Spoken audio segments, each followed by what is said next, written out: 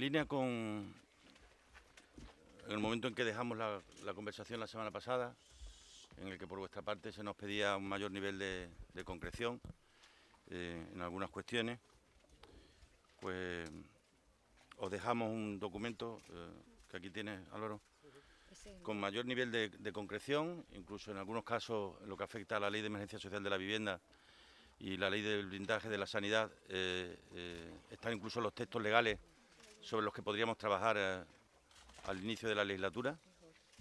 Es decir, os acompañamos el texto que podría servir de base de negociación para la Ley de Emergencia Social de la Vivienda, sobre el que construir un posible acuerdo en el futuro, y también la ley que blindaría la sanidad en Extremadura frente a cualquier tentación que pudiera tener en cualquier momento cualquier gobierno en relación con las posibles privatizaciones, ¿no? En relación con lo que yo le llamé en mi intervención el sistema de respuesta rápida ante los dramas sociales, os trasladamos, como hemos dicho, a la Ley de Emergencia Social de la Vivienda, que va mucho más allá de la mera paralización de los desahucios.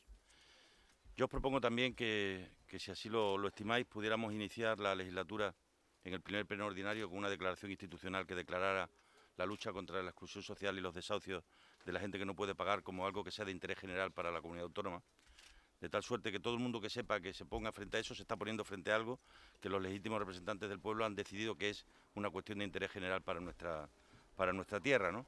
Y a partir de ahí, que lo que hagamos sea consecuencia de esa declaración institucional que tenga como mensaje final decir, hay muchos problemas, este para nosotros es uno de los principales problemas y queremos abordarlo desde el minuto uno, ¿no?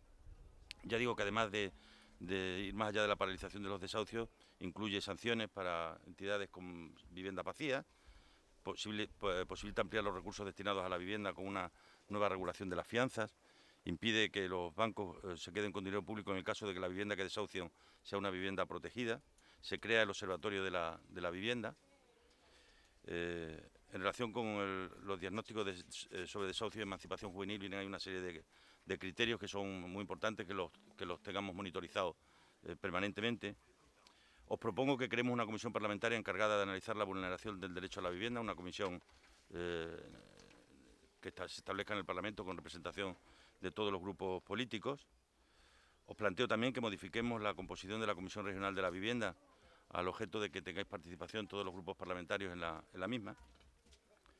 En el apartado de políticas de segunda oportunidad, que a la vez que evitan la exclusión, permiten que la persona supere el sobreendeudamiento y fomente la actividad económica, no obstante, en tanto no se cuente con una ley nacional de segunda oportunidad, que no sé si va a dar tiempo en esta legislatura que así sea. Desde Extremadura pondremos en marcha un programa de ayudas a familias en riesgo de desahucio o ya desahuciadas, que ya presentamos como iniciativa parlamentaria el año pasado, hace un par de años, y que fue rechazada. El servicio de intermediación bancario, el servicio de asesoramiento, las viviendas de alquiler social. Yo creo que una de las primeras cosas que tenemos que hacer es irnos a sentar con la Sareb e intentar llegar a un acuerdo con ellos para que todas estas viviendas que están a medio terminar o sin terminar pudieran pasar al parque de alquiler social de la comunidad autónoma y que hagamos un diagnóstico de situación, que antes de ponernos a construir nada veamos cómo aprovechar lo que ya está casi construido. Y yo creo que eso es perfectamente posible que lo podamos hacer. Hace falta impulsar la vivienda social, nos planteamos 200 viviendas año durante la próxima legislatura y proponemos que, como no solamente se garantiza ampliando el parque de vivienda social, sino de otras o con otras decisiones, se establezca la inembargabilidad de la primera vivienda, la refinanciación hipotecaria, la limitación de las rentas de alquiler privado, la penalización de la desocupación. Se trata de impulsar acuerdos de colaboración público-privada para la movilización del stock de viviendas libres, vacías a precios asequibles, mediante la creación del servicio de intermediación en el mercado de alquiler de vivienda libre. ¿Qué buscamos? Buscamos, en primer lugar, abaratar el alquiler incorporando precios tasados en el parque residencial privado. Buscamos garantizar el derecho a la vivienda a los colectivos más desfavorecidos y auditando la cuantía y calidad de las viviendas públicas. Los parlamentarios tendrán conocimiento del estado del parque de viviendas públicas desde el mismo momento en que formen parte de la Comisión de la Vivienda, y tendrán acceso en tiempo real a todas las decisiones que se tomen y a todas las decisiones y a toda la información de la que dispongamos. A esto le unimos el anunciado también decreto Ley de Mínimos Vitales para garantizar un mínimo vital de subsistencia de los suministros de agua, luz y gas. A este respecto os planteo también y os traslado que hagamos una declaración formal desde aquí de solicitud al Gobierno de España de retirar el borrador de decreto que está circulando y que limita de manera clara las posibilidades de la fotovoltaica de autoconsumo para Extremadura, que sería una fuente enorme de riqueza y de empleo para nuestra región, y al mismo tiempo también concretar en el 0,5 del PIB blindaje de la renta básica, siempre que vaya acompañado de planes de empleo social, ¿no? Yo os traslado que por parte de los compañeros que van a estar al frente de las diputaciones provinciales ya tienen mi mensaje de que empecemos a trabajar en poder contribuir con recursos de todas las administraciones a desarrollar un plan de empleo social que dé respuesta a ese sector de personas que están en ese 43% de personas que han perdido el trabajo y que ya han perdido también todas las prestaciones, y que deberíamos intentar en la medida que podamos lo antes posible ponerlo en marcha, ¿no? Luego está un poco más detallado lo que le llamamos la economía al servicio de las personas, el estímulo a la producción económica con los 17 planes Renove de estímulo al consumo, la reducción de efectivos de apertura en el comercio. No ha servido Extremadura la apertura de 16 o no ha servido en otros sitios la de 22 o la de 30 para generar empleo. No es verdad. Nadie ha podido demostrar que se haya generado empleo, sino más bien todo lo contrario, se ha destruido mucho empleo en el comercio pequeño, en el comercio de proximidad, y por eso tenemos que volver al mínimo legal establecido de los 10 festivos. Creación de un consorcio de promoción turística público-privado que gestione los recursos turísticos en Extremadura en unión del propio sector del turismo en Extremadura, del turismo rural, del turismo de naturaleza, del turismo rural, del turismo gastronómico, de todo lo que representa los valores que nuestro turismo tiene, ¿no? La mejora de la financiación empresarial con 2 compromisos: un fondo público de financiamiento directo que avalará 500 millones de euros en pólizas de crédito y descuentos comerciales para microempresas fundamentalmente, y créditos puente para acreedores de la Junta. Es decir, hay que buscar Yo recuerdo cuando estaba en Sanidad que lo hacíamos a través de un confirme, y era que cuando tú le debes dinero a alguien y no se lo puedes pagar porque en un momento dado no tiene tesorería, lo lógico es que quien le pida dinero al banco sea tú y no al que le debes, ¿no? O que te debe. Lo razonable es que el cobre y posteriormente nosotros podamos reparar mediante el correspondiente préstamo esa situación, ¿no? Ahí hablo del empleo social y de la garantía juvenil, de la transformación de los incentivos a la contratación en subvención a cuotas patronales a la seguridad social. Supongo que a vosotros habrá ocurrido también en las conversaciones que hayáis tenido con las pymes. La gente entiende que estos ya no son tiempos fundamentalmente de subvenciones, sino de ayuda, de cooperación, y no hay mejor cooperación que ayudarles a hacer frente a las obligaciones que se tienen con las cotizaciones sociales, ¿no? Y igualmente todas las medidas que la Administración tome, tanto en consejos de gobierno como en leyes que vayan al Parlamento, como en decretos que se aprueben o como en órdenes que firmen los consejeros, deben de llevar un informe obligatorio de impacto laboral. Es decir, hay que priorizar, como no vamos a poder hacer todo. Ya habéis visto las noticias que estamos conociendo en estos días de cuál va a ser la primera exigencia que nos hemos encontrado por parte de Montoro al llegar al gobierno. Como no todo va a ser posible hacerlo, hay que empezar por priorizar aquello que realmente genere más empleo, invertir en aquello que genere más creación de empleo, invertir, por tanto, en infraestructuras que sean generadoras de empleo y sobre todo de empleo y de empresas que sean extremeñas y de Extremadura. Está la infraestructura productiva, todo lo que tiene que ver con los polígonos industriales, que hay muchos metros cuadrados ahora mismo sin uso en Extremadura, y tenemos que buscar y adoptar decisiones que nos permitan ponerlos en circulación lo antes posible, para lo cual, insisto en lo que me parece que ya os decía el otro día, de que tenemos que pedirle al Gobierno de España durante un tiempo, y mientras no bajemos del 20% de paro, un régimen especial para las empresas que inviertan en Extremadura, ¿no? Junto a esto, mejorar los procedimientos administrativos y marcarnos como objetivo de la legislatura el lograr en Extremadura el silencio positivo en la Administración. La cláusula social será la base fundamental en la resolución de los contratos públicos, es decir, lo primero será la cláusula social y no el precio, entendiendo por cláusula social aquella que permita optar por las empresas que se comprometan no solo a producir más empleo, sino a que se haga empleo que respete a los convenios colectivos y, por tanto, los derechos de los trabajadores, ¿no? La recuperación de los seguros agrarios como una estrategia que sirvió para que en Extremadura la gente del campo pueda trabajar sin tener que estar mirando necesariamente todos los días al cielo, ¿no? Luego está la Agenda para la Igualdad de Oportunidades, que está la Ley de Blindaje de Sanidad Pública, que os la acompañamos en la documentación, el Plan de Sostenibilidad Económica y Medioambiental. Yo creo que todo el tema de la masa forestal y su vinculación con la posibilidad de producción de biomasa es un buen ejemplo de ello. La recuperación, lógicamente, del transporte escolar y de los libros de texto, de los puntos de atención continuada. hacer un plan de listas de espera sanitaria. Ha bastado que pasen las elecciones para que se haya pasado de dar las ecografías a una semana a darlas a un año. Hoy en los hospitales extremeños una persona que vaya a solicitar hacerse una resonancia magnética se la están dando para mayo del año 2016. Entonces no se trata de prometer el cielo, se trata de hacer que Extremadura y la sanidad vuelvan a poder funcionar con una cierta normalidad lo antes posible, ¿no? Y eso va a significar una movilización de todo el sistema al servicio de buscar solución a los problemas que no van a ser sencillos, ¿no? Ya hablé el otro día también del Pacto por la Igualdad de Género en Extremadura. Me propongo que a partir de ahora todos los órganos de la Administración sean rigurosamente paritarios.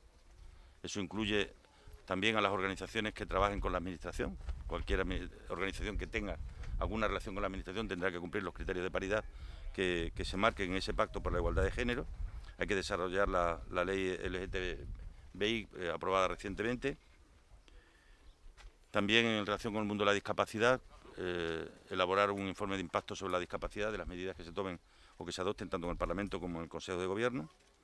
Un plan de atención a la infancia y a la adolescencia, un plan integral, es decir, que dé respuesta no solo a las necesidades mínimas o vitales, que también, sino a todo lo que es el desarrollo integral de la persona. Me preocupa muy especialmente y por eso os planteo que desarrollemos un plan especial que luche contra el consumo de alcohol por parte de niños, ya no digo de jóvenes de 16 o 17 años, os digo de chavales de 12 y 13 años que consumen excesivamente alcohol con mucha frecuencia en Extremadura, con la connivencia y la cooperación necesaria del conjunto de la sociedad. Estamos condenando a toda una generación a la dependencia respecto de sustancias y lo estamos haciendo con los brazos cruzados de muchos que tenemos responsabilidades públicas y yo creo que eso no es posible que lo sigamos permitiendo. Y luego el plan de juventud, que incorporará no solo lo que tiene que ver con la emancipación y la garantía juvenil, sino también un plan de retorno y también un plan de lucha contra la violencia de género, que sigue siendo para mí uno de nuestros principales objetivos. Ojalá que del trabajo que pudiéramos desarrollar conjuntamente pudiera tener como resultado que dentro de unos años digamos que hemos conseguido reducir a la mitad el número de víctimas de violencia de género y ojalá que las generaciones que vengan detrás puedan decir que han conseguido erradicar de nuestras vidas la violencia de género. Y luego está la Agenda para una Mejor Democracia, que no os la leo porque es todo lo que ya comentamos el otro día, o si queréis que tiene que ver con la modificación de la ley electoral, con la eliminación de los aforamientos, de los indultos, las incompatibilidades de cargos públicos, una persona a un cargo.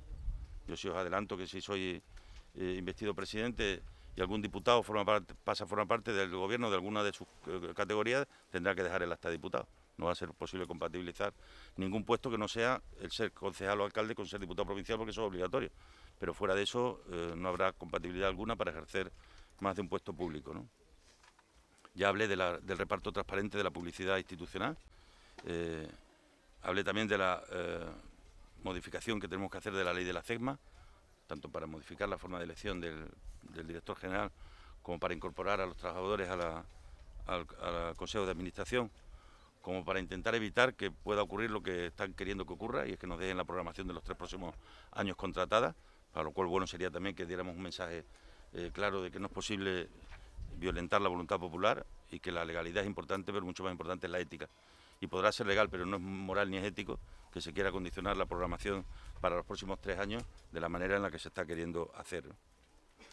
Vamos a dar publicidad a todos los contratos. Voy a otorgar, si soy investido, mucha importancia a lo que tiene que ver con la publicidad de todos los contratos y con el gobierno abierto. Creo que la ley de transparencia que aprobamos hace apenas 2 años casi se nos ha quedado ya anticuada, porque yo creo que los compromisos que hay que adquirir son mayores. Publicidad de todos los informes de los asesores jurídicos y de los interventores, publicidad de todas las comisiones de servicios, publicidad de las fechas de los tribunales para los próximos 5 años, para que los estudiantes que están preparando oposiciones se puedan organizar, la creación del Consejo de Participación Ciudadana, la recuperación de la jornada laboral para los empleados públicos, ¿no? Son un poco las concreciones en línea con lo que nos comprometimos con vosotros en la reunión del pasado miércoles.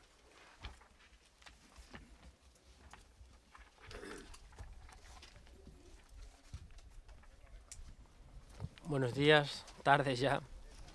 A todas, en primer lugar, perdón por el retraso. Hemos tenido que buscar a otros compañeros de camino y ello ha hecho que ya hemos llegado con un pelín de retraso.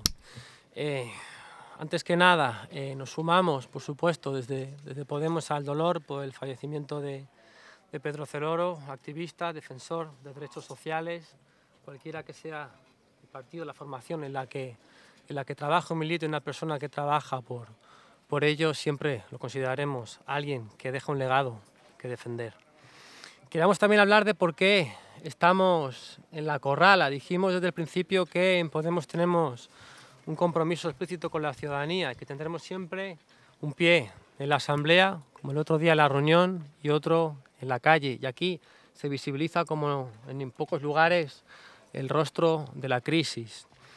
Estamos tristes porque la Audiencia Provincial desestimó, supimos ayer, el recurso presentado por las familias que están en la corrala de Almendralejo y que tienen apenas un mes para salir de allí. Pedimos de nuevo una alternativa habitacional para estas familias. La última vez en la reunión hablamos de la urgencia que teníamos entre manos y que por desgracia sigue hoy presente, como son los comedores sociales. El viernes dijimos que qué podíamos hacer. Varios diputados electos de Podemos estuvieron en la asamblea, en la convocatoria con las madres de los 8.000 alumnos que están sin beca, afectados por la pérdida de esa cuantía que les permite que sus hijos puedan comer en la escuela, tanto en junio como en septiembre. Después del fin de semana, el lunes, estuvimos también a través de 2 compañeros, de Jara y de Eugenio Romero, que acudieron otra vez con las madres a la Consejería de Educación, donde el secretario general de Educación dijo, Díez Solís, que al estar en funciones poco o nada podían hacer. El martes, insistimos, será el segundo día en que esos 8.000 alumnos y alumnas no pueden comer en la escuela.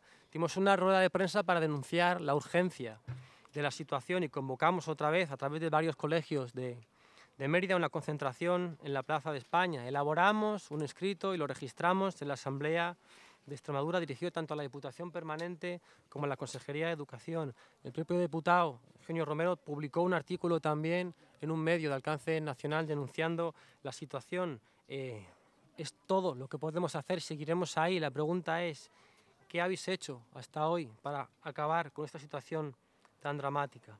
Hablábamos de concretar y vamos a concretar a través de los distintos compañeros. Van a ir exponiendo medidas concretas que el otro día fueron apenas simples pinceladas. También hemos visto cómo ha habido noticias recientes en el que, creo que ha sido hoy o ayer, no recuerdo, en la que dice que Podemos reclama un puesto en la mesa de la Asamblea. Lo que estamos hablando es que consideramos que cualquier fuerza parlamentaria tiene que estar representado en la mesa. No nos corresponde a Podemos por ninguna cuestión de intercambio, ni de negociación, ni de tiras y aflojas, sino es una cuestión de derecho, y por eso vamos a pedir una modificación de reglamento para que cualquier fuerza parlamentaria esté representada en la mesa. Poco más, va a haber mucha más concreción por parte del resto de compañeros sobre medidas mucho más concretas. Queremos que la voz de Podemos sea coral, llevamos a rajatabla, así que termino y empiezo a escucharos. Por agotar un tema, Álvaro, que este tema de la mesa y que no parezca que lo mezclamos con ningún tipo de negociación, porque no es esa mi intención y lo sabe de sobra que es así. Mostraros mi disposición a que así sea. El día 23 se constituirá la mesa. Como no da tiempo a reformar el reglamento antes, tendréis el apoyo necesario para estar y formar parte de la mesa, y nos comprometemos a que en el primer pleno de las sesiones ordinarias que tengamos procedamos a una modificación del reglamento muy puntual y por lectura única, que permita que se incorpore cualquier grupo que tenga representación parlamentaria a la mesa, ¿no? Incluso yo pondría encima de la mesa que desde el primer día, es decir, que se le invita a ciudadanos también a poder participar en la mesa, al principio con voz pero sin voto, y cuando se produzca la modificación reglamentaria oportuna, con pleno derecho. Hace falta para ello mayoría simple, y creo que es razonable que así sea.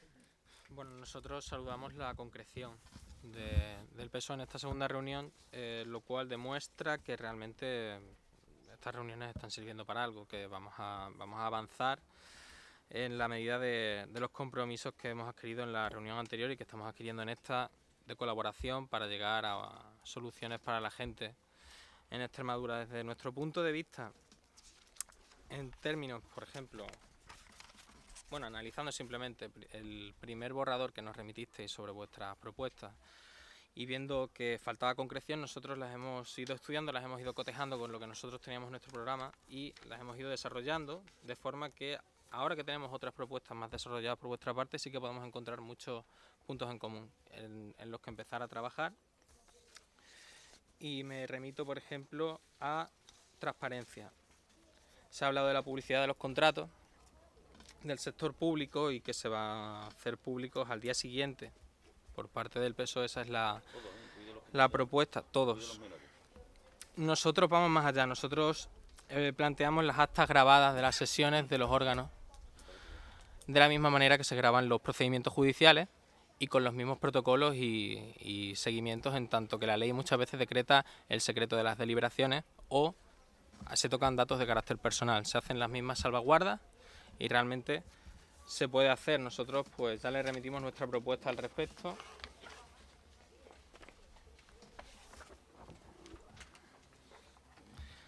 Para su estudio y nos comprometemos a colaborar con el Grupo Socialista en el desarrollo e incluso elevarla para su aprobación. También pedimos que se hagan públicas las cuentas de Gevidexa, la empresa pública que gestiona las hospederías, los albergues, los palacios de congreso, porque tienen presupuestos aparte y muchas veces no se conocen las cantidades concretas. Queremos también transparencia en esos rincones de la administración, ¿no? Y por supuesto a nivel de rescate ciudadano, como lo llamamos nosotros, en vivienda, nosotros saludamos la concreción, lo vuelvo a decir porque realmente aquí ya se ha avanzado un paso bastante grande con respecto a la reunión anterior.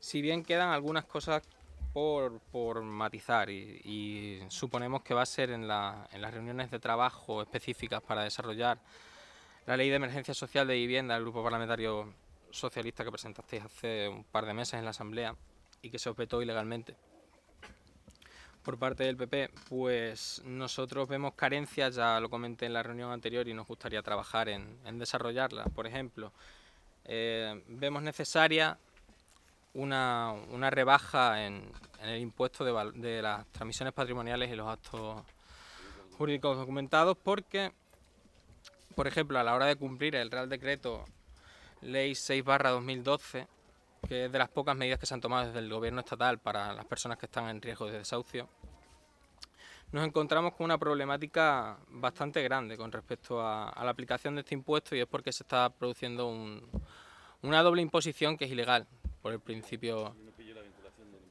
Ahora mismo te lo cuento. A la hora de reestructurar una deuda hipotecaria, nosotros tenemos que pasar por el notario y la deuda se convierte en una ampliación de la hipoteca. Esa ampliación, hasta que Monago reformó la ley a nivel autonómico, pues solamente tributabas con el tipo del 0,5% sobre el capital ampliado. A día de hoy, con un 0,7 más por parte del gobierno autonómico, sube a un 1,2% que se aplica no solo por el capital ampliado, sino por el total, lo cual hace que una persona que no puede pagar 300 euros al mes se encuentre con unos gastos de notaría de 3.000 euros, a los que tampoco puede afrontar, tiene que pedir capitalizarlo. El banco dice, lo metemos en la hipoteca como provisión y si luego te lo recurres a Hacienda, pues te lo quitan, pero claro, eso queda en la hipoteca y genera unos intereses para el banco, el negocio es redondo y nosotros lo que queremos es volver al 0,5% en vivienda habitual que se aplique solo por el capital ampliado, no por el total, porque si se aplica por el total hay una doble imposición y por el principio non bis in idem tú no puedes tributar dos veces por lo mismo. Por otro lado, las entidades financieras que operan en Extremadura, estamos totalmente de acuerdo en que tenemos que sentarnos con ellos a imponer la fuerza de los votos, la fuerza de la gente, porque aquí se están cometiendo una serie de tropelías incluso a la hora de cumplir la ley estatal, incluso a la hora de cumplir el Código de Buenas Prácticas. Las demoras son dilaciones indebidas completas y tenemos que dar cuenta de ello al Banco de España, por supuesto, para que inicie el procedimiento sancionador correspondiente. Con respecto a renta básica, no pedimos la luna, pedimos que se cumpla la ley actual, pero en todos sus extremos, que se abone por fin las cantidades a las personas, que no haya un pago intermitente. Y por supuesto aumentar el número de trabajadores sociales para agilizar los trámites, porque a día de hoy es el principal escollo a la hora de solventar pues toda la vorágine que hay de solicitudes no tramitadas o tramitadas a destiempo, pagos parciales o imparciales o pagos intermitentes. La mejora de la ley actual pasa por poner en marcha la comisión de seguimiento que ya se preveía en la ley y que apenas ha hecho nada, por no decir nada. Y la necesitamos porque realmente nosotros estamos carentes de datos. Estamos carentes de datos sobre cuántas rentas básicas se están realmente concediendo, cuántos beneficiarios están siendo objeto del abono de las cantidades realmente. Yo creo que lo primero que hay que hacer es auditarla para no con otro fin que no sea el de conocer cuál es la realidad de la que partimos. Exacto, y para eso nosotros pedimos la comisión de seguimiento como una de sus funciones principales. En dependencia, nosotros planteamos, por supuesto, ante la tardanza en evaluar por parte de la Administración, una reactivación y un desarrollo integral de la ley. Pedimos simplemente que se cumpla, que se recupere el grado 1, un aumento de la partida presupuestaria, ya que todos los grados la están requiriendo a día de hoy, y un control a través de una comisión de carácter público, porque nos pasa un poco lo mismo que con renta básica, no se aclaran completamente todas las cuantías y toda la situación de las solicitantes. Por supuesto, formación y cualificación para aquellas personas que se dedican a esta práctica profesional. En igualdad, por ejemplo, también se hacía referencia a ello. Y nosotros, con la propuesta, con el punto que ha puesto encima de la mesa ahora, no solo pedimos precisamente esto, sino que además se forme. Hay máster de género en algunas comunidades autónomas y que todas las personas que estén vinculadas a la Consejería de Igualdad deberían de tener como una formación básica y específica que debería de darse desde el inicio de la legislatura para asegurar realmente la idoneidad de las personas en sus cargos, ¿no? Bueno, yo creo que ya esta sería la primera intervención y doy paso a los compañeros. ¿Me toca a mí? Sí. Vale. Bueno, pues yo saludo y también la concreción, pero la verdad es que cuando el otro día nos disteis esto, este documento, pues personalmente nos quedamos un poco fríos, porque claro que nos importa mucho el rescate ciudadano y asegurar todos los servicios sociales, pero también nos interesa saber cómo queremos producir, hacia dónde queremos ir en Extremadura, y eso no lo veíamos aquí. Entonces me he ido a vuestro programa y he visto que, bueno, que aunque habéis puesto la recuperación de los seguros agrarios, tenéis otras muchas medidas, cosa que se agradece, que no se os llene la boca de agricultura como el señor Monago y luego no haga nada. Estamos de acuerdo en muchas de ellas, como por ejemplo revisar la Ley Agraria de Extremadura, que ha sido un despropósito de última hora, que lo único que ha hecho pues, ha sido compilar, ¿no?, las normativas de Europa sin tener claro un horizonte hacia dónde queremos ir. Ahí nos vais a encontrar. También en el caso de reforzar las atrias y el apoyo a las cooperativas, claro que sí, con el problema que tenemos ahora mismo con una de las grandes cooperativas como es Acorex, sabemos que hay que apoyar y sobre todo evitar las injerencias políticas. También estamos de acuerdo en implantar los servicios de apoyo al medio rural, como un gabinete de iniciativa joven, pero para el mundo rural. Es una buena idea. El asesoramiento tiene que ir siempre de la mano. Potenciando los grupos de acción local que tienen mucho. Sí, mejorando sobre todo su transparencia y también os vais a encontrar en el Plan Integral para la Producción Ecológica en Extremadura. Por supuesto, hay que ir hacia esos sistemas de producción sostenibles medioambientalmente, económicamente y socialmente.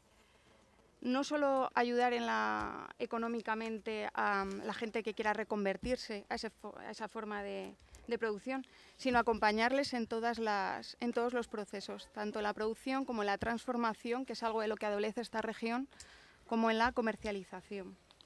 Trabajaremos encantados en esa línea.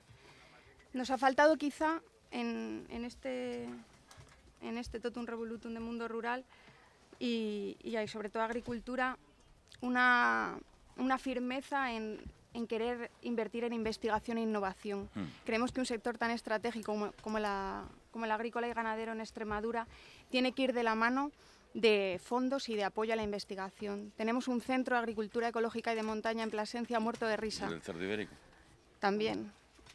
Un centro como el de Plasencia, Muerto de Risa, que es 100% extremeño, que tenemos al lado al Valle del Jerte, que está en la vanguardia de la agricultura de montaña, que no podemos abandonarles, tenemos que estar a su nivel, a su altura, y desgraciadamente no se ha estado a la altura de los agricultores de esta región en los últimos años. También creemos muy importante que se apoye a los pequeños productores, a las explotaciones familiares. Son las que vertebran muchas veces el mundo rural en las zonas más desfavorecidas. Y las que aseguran el relevo. Exacto.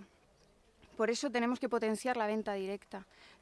Tú como médico sabrás que los productos de campo pueden ser tan idóneos como cualquiera. Simplemente hay que implementar una ley de flexibilización higiénico-sanitaria, no como la que hizo el Partido Popular, que era tan ambigua que no nos servía de nada al final, sino una ley que realmente facilite ese intercambio, ¿no? Y castigue la venta a pérdidas. Y además también salga a flote mucha economía sumergida que existe. También creemos que falta un poco la apuesta por la comercialización, por apostar por nuestros productos. Por eso creemos que se debería garantizar en todos los colegios, en todas las residencias, en todos los hospitales, productos regionales, productos locales de cercanía y a poder ser ecológicos, ¿por qué no? Porque además vamos a dar los mejores productos, la mayor calidad a nuestros... Yo estoy dispuesto, pero eso exige que en los contratos, los pliegos de condiciones, los hagamos de tal suerte que dentro de la legalidad logremos que sean los productos extremeños los que salgan beneficiados. Yo estoy dispuesto, va nuestro programa. Pues estamos muy cercanos en eso. El problema ha sido cuando me he encontrado con una frase de vuestro programa que realmente me ha puesto un poco los pelos de punta, tengo que deciros. Y es que os la voy a leer. Propondremos un acuerdo transatlántico para el comercio y la inversión con Estados Unidos. Esto claramente es un apoyo al TTIP. No. ¿No? No, para nada. ¿Al acuerdo transatlántico de comercio e inversión nada. que se está ahora mismo debatiendo en Europa? No, para nada. Es sencillamente que hay empresas de aquí que están empezando a entrar en el mercado americano y piden apoyo a la Junta. Entonces, ¿y no tiene nada que ver con el acuerdo transatlántico por el que se da un cheque en blanco a las multinacionales? Para nada. Porque en ese caso, todo lo que estamos hablando de blindar la sanidad, la educación, quedaría en agua de borrajas. Por eso digo que para nada, no tiene nada que ver.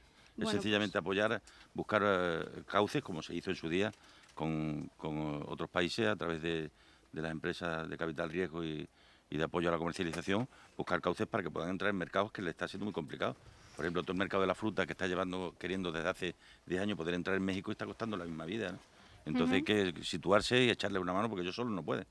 Eso es evidente. Y hay que intentar llegar a acuerdos que les permita poder entrar en mercados que son muy potentes para nuestros productos y en los que seguro se tendrían mucho éxito. Quizá hubiera sido mejor no utilizar la misma denominación que el Tratado Transatlántico de Comercio e Inversión que se está ahora debatiendo. Pero aún así, aunque la comercialización a la exportación es importante, creo que debemos de mirar un poquito más para adentro y saber que Extremadura es un potencial y que puede alimentar a Madrid y a otras regiones, pero sobre todo tiene que alimentar a Extremadura. Eso es básico y por ahí tenemos que empezar. Analicemos qué consumimos, qué no producimos. Exacto.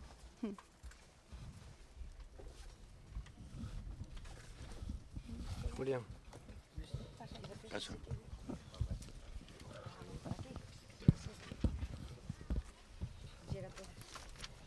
Si pasáis la grabadora, gracias. Bueno, antes de nada quería hacer una reflexión y también una felicitación por los resultados electorales. Gracias. Cierto es que ha sido el candidato con un más porcentaje de votos y no sé si la felicitación también puede ir al PP, porque dentro del panorama electoral nacional habéis sacado muy buenos resultados. Sí que es verdad que tanto Partido Socialista en Extremadura como Partido Popular habéis renunciado un poco y aquí, por ejemplo, os estáis pronunciando en contra del TTIP, cuando a nivel nacional sí que hay un apoyo soterrado o oculto a este tratado. No oculto que en el seno de los socialistas europeos hay un debate abierto monumental. Bueno, un poco en esta línea, creo que parte de ese éxito electoral o una parte de ese porcentaje se lo debéis a Podemos. El PP, creo que hizo una apuesta por copiar el logotipo, el hacemos, etcétera, y vosotros creo que habéis copiado parte del argumentario o del programa, cosa que celebro. Es decir, que realmente hay muchos puntos en común, por lo menos en las palabras, pero sí que es un poco como el cuento de las cabritillas, ¿no? Que le llama a la puerta el lobo y dicen que señala la patita. Entonces, creo que estamos muy de acuerdo en todo, pero cuando hablamos de limitación de sueldos y de mandatos, hay...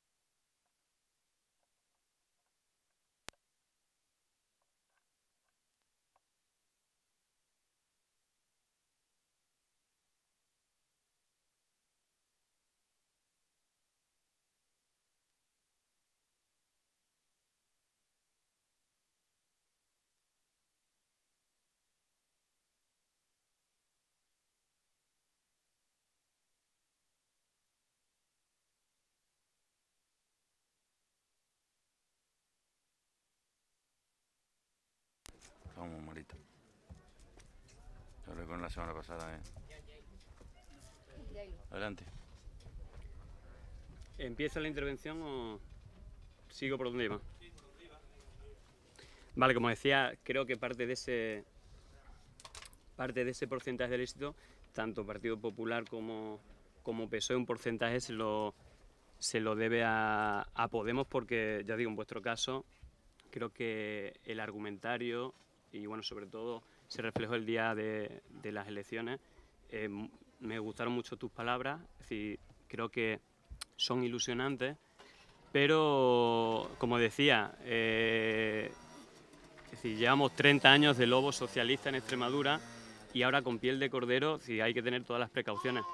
Y en este caso creo que estamos en muchos puntos de acuerdo, pero en uno que parece que no sé, no es intransigente la palabra, pero que está claro que no hay acuerdos en la limitación de salarios y mandatos de la clase política, ¿no? Incluso en medios de comunicación durante esta semana se ha hablado de dignificar la clase política.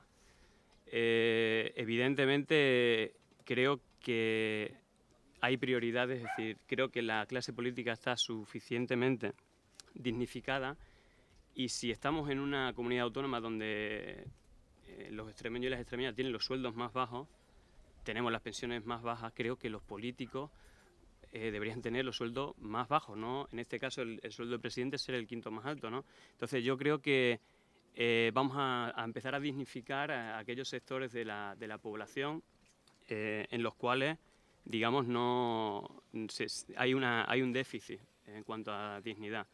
Y mi intervención en cuanto a propuestas concretas va a ser en el tema sanitario. Es decir, que realmente no hay excusas, porque realmente es el campo en el cual profesionalmente pues estás desarrollado y tienes más, digamos, más conocimiento. Y si hablamos de dignidad, bueno, estamos hablando de la gestión de los recursos económicos, y uno de los títulos que sí tiene Extremadura, que solemos estar a la cola, en todas las estadísticas, en las gráficas siempre estamos los últimos, en gasto farmacéutico, el porcentaje de gasto farmacéutico, Extremadura está a la cabeza. Es decir, por eso digo que quizás el discurso es un poco diferente a lo que a nivel nacional está pasando. Es decir, no no sé si hace falta que recuerde que Felipe González ha estado durante varios años en Consejo de Administración de Farmaindustria. Bueno, todo esto de lo que estáis rehuyendo ahora y que me parece fabuloso, pero creo que hasta ahora, durante muchos años, se ha hecho bien los deberes y se ha dignificado mucho a Felipe González, la vida de Felipe González y esas grandes cantidades de dinero que creo que se podían, digamos, haber invertido de otra manera. Y voy a poner un ejemplo concreto de dignificación. En este gasto farmacéutico, ¿vale? Y ahora lo voy a concretar en alguna de las propuestas. Es verdad que, y voy a hablar del área que yo controlo un poco más, que es el área de la actividad física. Dentro de vuestro gobierno salió una iniciativa que es el ejercicio te cuida. Es decir, que es una iniciativa en la cual participa. De recetar medicamentos, recetar ejercicio. Efectivamente, una iniciativa fabulosa, que por cada euro que se invertía se ahorraban, no sé si eran 9 o 11 euros de gasto farmacéutico. ¿Cuál ha sido la evolución de este programa? Pues realmente, si hablamos de dignidad, no sé si sabéis los sueldos que cobran los licenciados que se encargan de este programa. Durante muchos años, creo que en muchos casos no llegaban a ser 1000 euristas. Si realmente estamos invirtiendo en dignificar a las empresas farmacéuticas o en dignificar a los extremeños y las extremeñas. Si estamos hablando que por cada euro invertido en programas de este tipo vamos a ahorrar dinero en gastos farmacéuticos, pero seguimos haciendo sueldos 1000 euristas al mismo tiempo que hinchamos las empresas farmacéuticas, ¿vale? Entonces voy a decir un poco el temor o la desconfianza que tenemos por la experiencia, ¿vale? Entonces vamos un poco con las medidas a nivel sanitaria. Creo que, evidentemente, igual que en otros campos, es fundamental hacer una auditoría del Servicio Extremeño de Salud. Hacéis mención al tema de disminución de las listas de espera. Decía un poco curioso tampoco que no se hace mención a la Ley 1 del 2005, pero que ya vienen definidos. Y si nos marcamos estos objetivos, yo creo que nos podríamos dar con un canto en los dientes. Desde el 2005, en principio, por ley, 30 días naturales es el límite para hacer pruebas diagnósticas. 60 días para acceso a las primeras consultas especializadas y 180 días para intervenciones quirúrgicas. Yo hablo como ciudadano. Creo que en los últimos años, y no hablo de los últimos 4, sino más años, he tenido alguna de estas situaciones y en ninguno de los casos se han cumplido. Pero tienes la ley para apelar a ella y la obligación de que te den la consulta. Parece que no es suficiente. Pongamos todos los recursos para que al menos la ley que desde el 2005 está en marcha se cumpla. Es decir, hasta el momento parece que no ha sido suficiente la ley. Hay que hacer algo más. Despolitizar la gestión sanitaria, ¿vale? Que corresponde con el compromiso 38. Es decir, es música celestial. Es música celestial. Lo que no entendemos por qué tiene un coste de 3 millones de euros. Si hasta entonces lo que se hacía es meter a alguien del partido que no tiene ni idea de sanidad, y aparte el PP ha copiado en este sentido algunas de estas doctrinas de meter a gente del partido como gerente o como gestores de centros sanitarios con el peligro que ello conlleva. Os pongo el caso de esta legislatura que atañe a la zona donde yo vivo, que es la zona de Navales de la Mata, donde uno de los concejales del Partido Popular, sin tener carrera relacionada con los servicios sanitarios, ha estado gestionando todos los recursos sanitarios. Sí, y este problema no es de hace 4 años, es de hace muchos años, en el cual el personal sanitario se queja como la persona que se encarga de hacer los pedidos de material sanitario cambia. Claro, pero ¿De eso se trata, de acabar con eso? Perfecto, pero a lo que me refiero es que este problema no es de estos últimos 4 años, que sigue, si han copiado el modelo que habéis implantado. Por eso digo que en tu anterior gobierno, tú como especialista en el área, se tenían que haber puesto medidas en aquella época.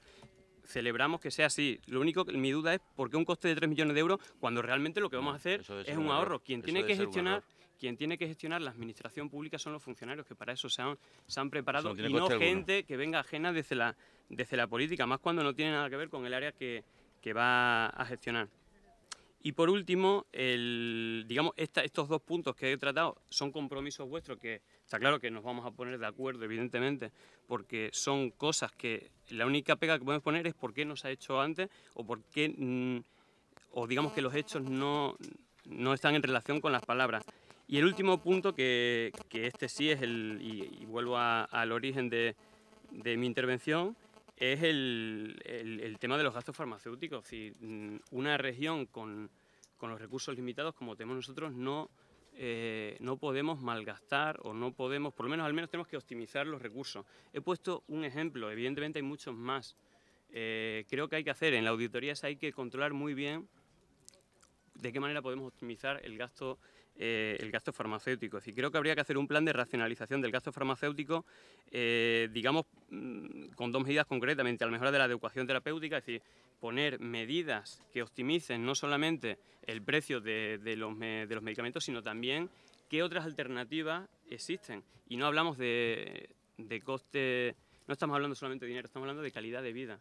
Si quien haya profundizado, y tú tienes que saber, el tema de la industria farmacéutica, que se puede ir a otra industria, es decir, el hecho de que cada año se inventen 60, 70, 80 enfermedades para a cada problema que tenemos en la vida solucionarlo con un medicamento, es decir, estamos en una dinámica que lo que hace, como en otras áreas, es dignificar la vida de empresas que no cobran 4.000 euros ni 2.000 euros, sino que se llevan cientos de millones de euros.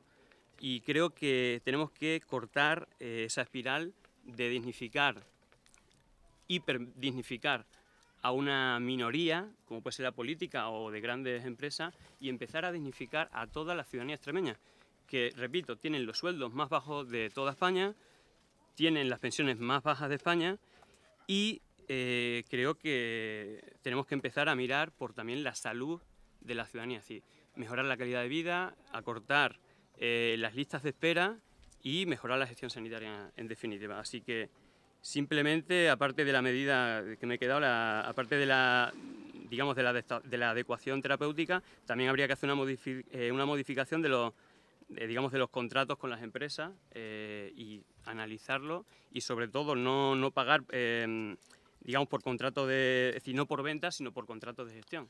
Entonces creo que es básico que hagamos un giro hacia los hechos y no hacia las palabras. La política de uso racional del medicamento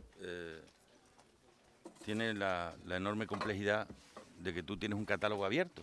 O sea, tú no eres quien decide qué medicamentos son los que forman parte del sistema. Lo decide el Ministerio de Sanidad a través de unos protocolos que están establecidos en función de una serie de ensayos que se le exigen, ¿no? ¿Cuál es el problema? El problema es que tenemos con la misma población. ¿Por qué si Extremadura pierde población aumenta el gasto farmacéutico? Porque aunque perdamos población, aumenta la edad media y el envejecimiento, ¿no?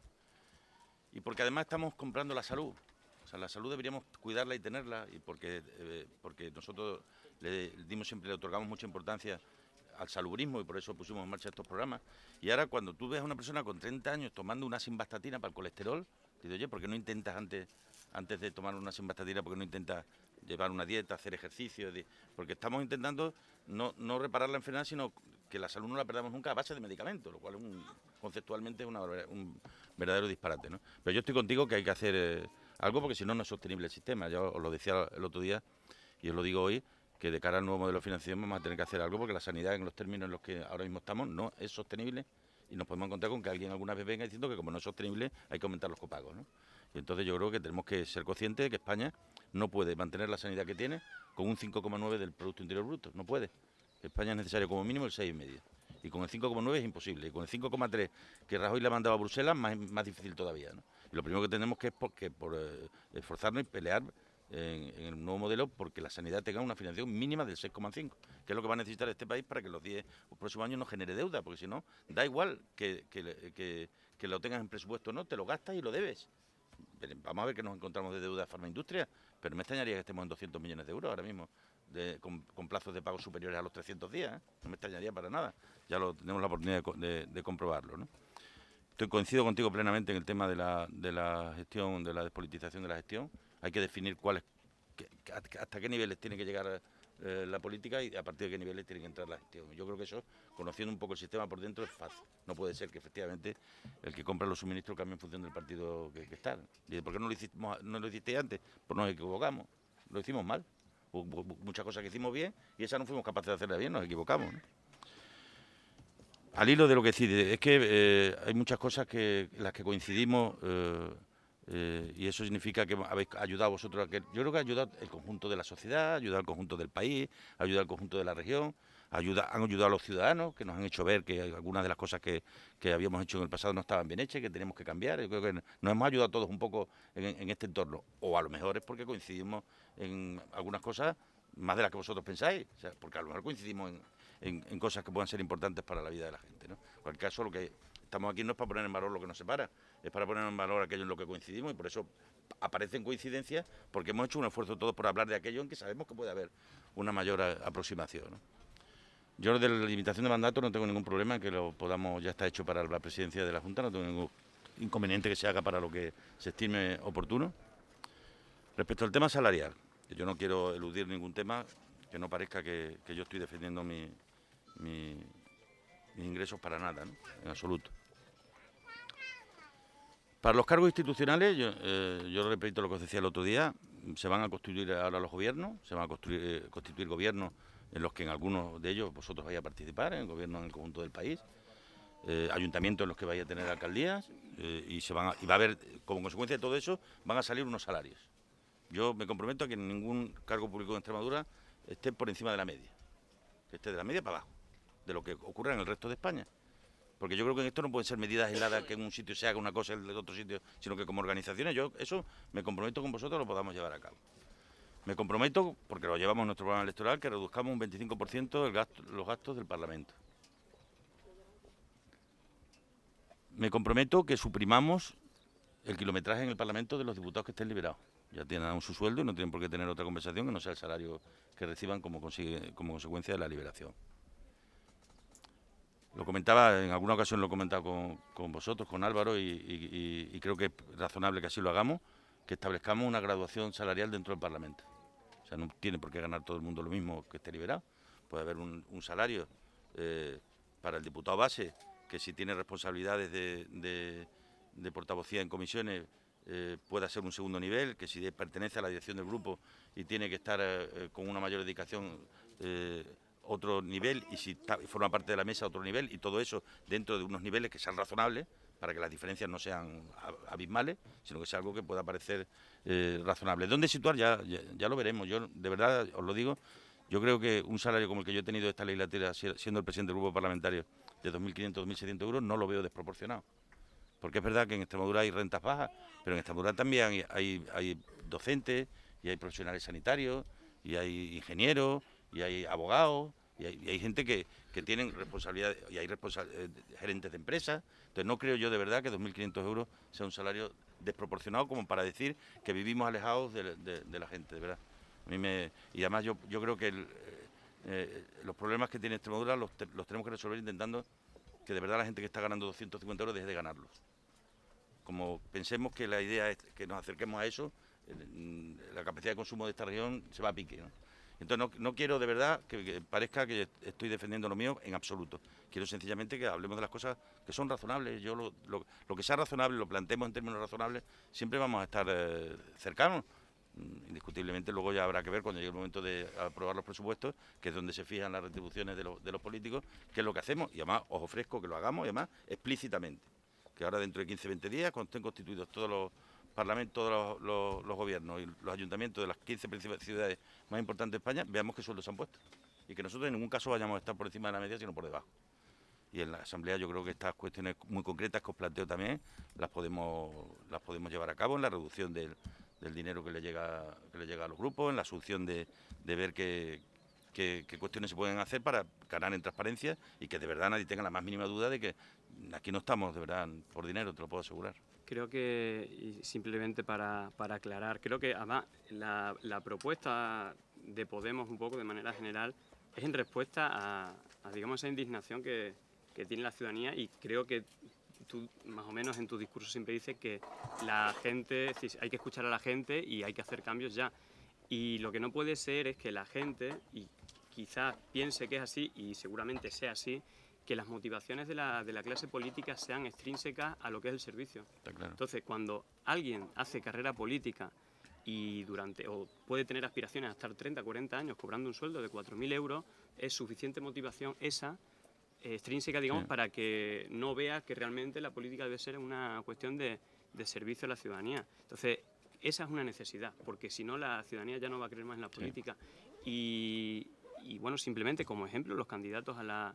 Es decir, no estamos hablando ya solamente de limitación a la presidencia, sino de carreras políticas. Y si hablamos, por ejemplo, de los candidatos que había a la presidencia, creo que todos pasáis los 20 años de carrera política remunerada de una manera o de otra. Yo creo que la aspiración que tiene Podemos es que la ciudadanía participe en política, esté 4 o 8 años a lo máximo y luego vuelva a su tarea profesional o a sus quehaceres, pero la realidad es que la gente ve que la clase política lo que hace es carrera política por motivación extrínseca al servicio público. Yo llegué a la política cuando tenía ya mi vida más que resuelta. Yo era director de la Clínica Médico Forense de Badajoz y profesor de la universidad, es decir, que yo mi vida la tenía absolutamente hecha y vine creyendo que era una cosa de 2 o 3 años. Evidentemente, pero es una cosa que no es una cosa personal negociando y ni dialogando excepcional, con vosotros, sino ¿no? que es una cosa generalizada y que creo que hay que cortar con ellos ya.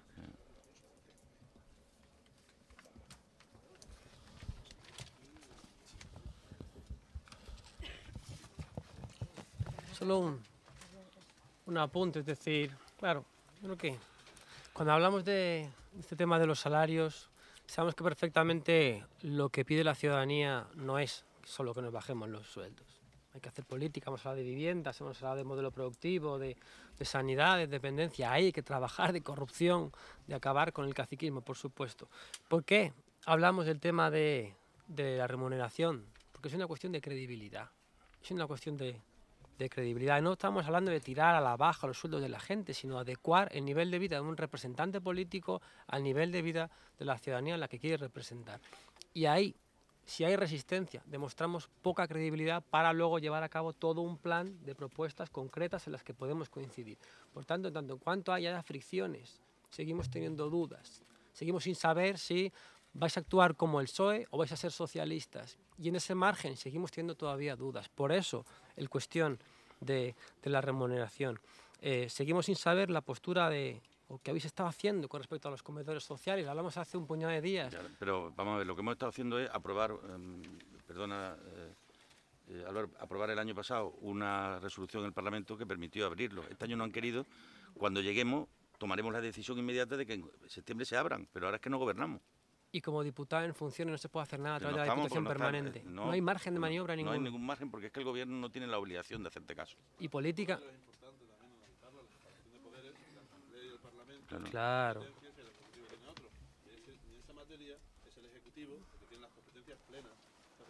Yo he hablado con el presidente Álvaro, le he dicho que si era posible y que salvo que tuviera un informe jurídico que le dijera que no podía hacerlo, pues que lo hicieran.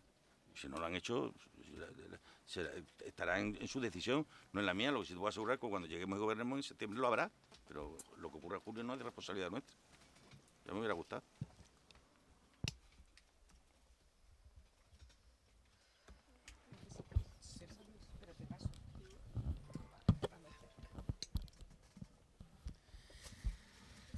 Pues sobre un tema que no hemos hablado, ha sido sobre educación todavía. Nosotros en nuestro plan de rescate ciudadano pensábamos en recuperar los servicios complementarios y garantizar aulas matinales y comedores escolares en todos los centros que así lo soliciten, que ya lo hablamos en la anterior reunión, que no fuera una cosa de este año. Llegamos y en septiembre paramos el problema, pero que dentro de 4 años, en el próximo ciclo electoral, vuelva a pasar algo así. Vamos a terminar con la problemática con una ley, por una vez. Te recuerdo que los comedores escolares y las aulas matinales fueron una idea de los socialistas y del PSOE. Y a día de hoy estamos donde estamos. El transporte escolar en las enseñanzas obligatorias y posobligatorias, por supuesto, porque hay problemas de movilidad. La calefacción en todos los centros escolares a través de un convenio o una encomienda de gestión.